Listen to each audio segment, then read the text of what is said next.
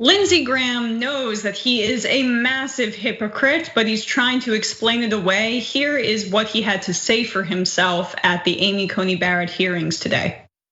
What will happen is that my Democratic colleagues will say, this has never been done, and they're right in this regard. Nobody's, I think, has ever been confirmed in an election year past July.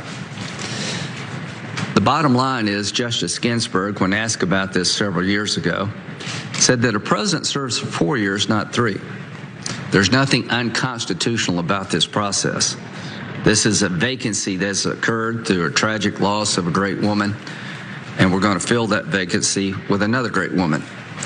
The bottom line here is that the Senate is doing its duty constitutionally. And we can talk about history, but here's the history as I understand it. There's never been a situation where you had a president of one party in the Senate of another, where the nominee, the replacement was made in an election year. It's been over 140 years ago. All I can say is that I feel that we're doing this constitutionally, that our Democratic friends object to the process. I respect them all.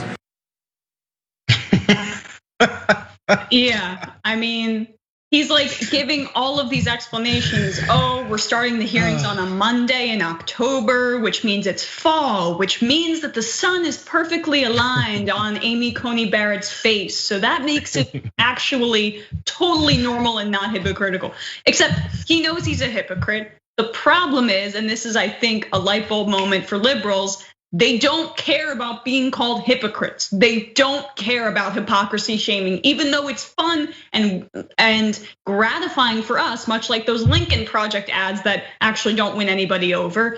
It doesn't do anything for them. Lindsey Graham knows he's a hypocrite. This is what he said in March 2016, as you guys will likely remember. I want you to use my words against me. If there's a Republican president in 2016 and a vacancy occurs in the last year of his first term, you can say Lindsey Graham said, let's let the next president, whoever it might be, make that nomination, and you could use my words against me and you'd be absolutely right.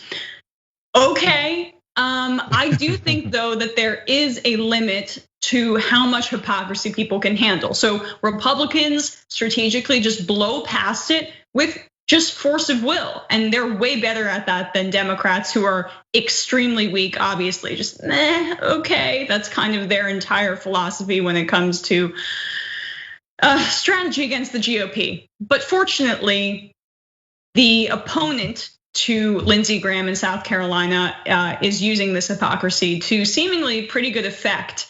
He's quite well funded, and this could be, in a year that's a referendum on Trump, something that could potentially sink Lindsey Graham, and he has to calculate for that. So Jamie Harrison, the Democrat challenging Senator Lindsey Graham of South Carolina, raised an astonishing $57 million from July through September, the highest quarterly fundraising total for any Senate candidate in US history, and part of a flood of Democratic money remaking the battle for the control of the Senate. Before this year, the biggest quarterly haul for a Senate candidate was $38 million, raised by former Representative Beto O'Rourke of Texas during his unsuccessful challenge to Senator Ted Cruz in 2018. So doesn't bode exactly well for Jamie Harrison, but Mr. Harrison blew past that by nearly $20 million, raising more than twice as much in a single quarter as Mr. Graham reported raising in the previous 6 quarters combined.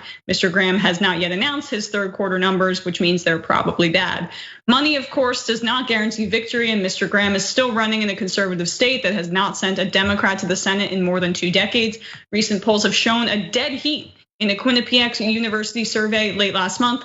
Mr. Graham and Mr. Harrison were tied at 48%, with 95% of likely voters saying their minds were made up. The campaign received 1.5 million donations from 994,000 donors, according to Mr. Harrison's campaign, and the average contribution was $37. But much of that money came from out-of-state donors, which raises questions about how much it reflects the sentiments of South Carolina voters versus the feelings of the national electorate, much like the Beto O'Rourke race I mentioned before.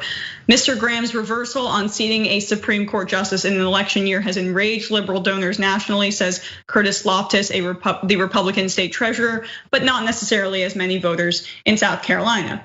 But you are a Republican saying that, the man quoted there, the polls don't reflect that it has caused a shift. I would say that it's more anti-Trump sentiment than anything.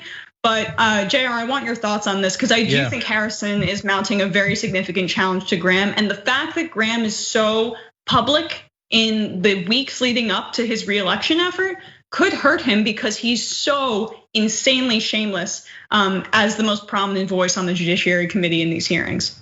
Yeah, it makes you wonder if he feels this is his last gasp because he went on Hannity, he went on other Fox News shows. We're talking about Lindsey Graham and spoke about how he needs help. Help me now, help me again.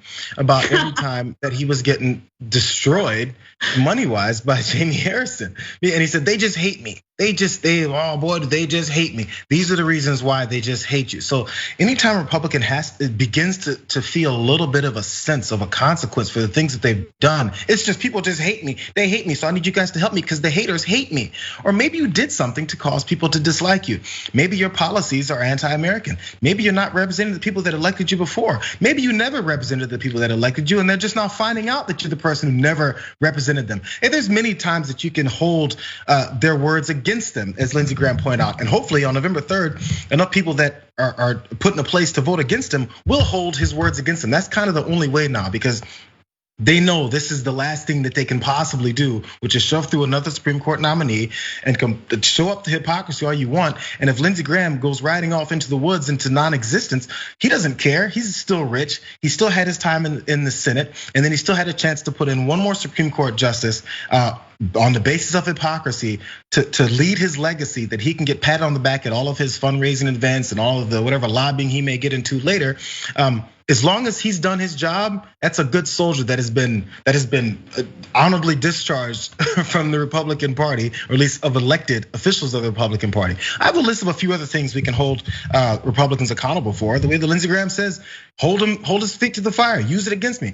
We can use this against them. That they said they're gonna create a healthcare plan and they're gonna get rid of pre-existing conditions when it comes to under Obamacare. I'm still looking for that healthcare plan. Trump said he's gonna lower drug prices from the most favored nations proposal. That thing got delayed because pharmaceutical companies said, no, you're not gonna do that. Hold that over their heads as well. Remember when Ivanka Trump was hanging out with her father and they said they're gonna have 6 weeks of paid leave for new moms? Remember that? Hold that over their heads. There's more things than just this we can hold over their heads. Infrastructure, he said, infrastructure. He pulled back on infrastructure because he wanted the Democrats, who they were talking about infrastructure plans, wanted Democrats to stop investigating him and his Russian ties. That's how much he cares about infrastructure in this country. He's gonna lower the national debt. It's increased by like $7-8 trillion. Tax cuts, remember those tax cuts for the middle class that actually benefit the richest Americans? And then a few middle class folks got it, but then by 10-15 years from now, 87% of the tax cuts are gonna be all benefiting the richest 1% of people in our country. These are the things that we can hold over the Republican Party, not just Donald Trump and the Republican Party, because he can't do what he does without his enablers. His enablers put him in this position, and now they're using him for one last gasp to get the Supreme Court nominee through, and they're gonna be very happy if they do.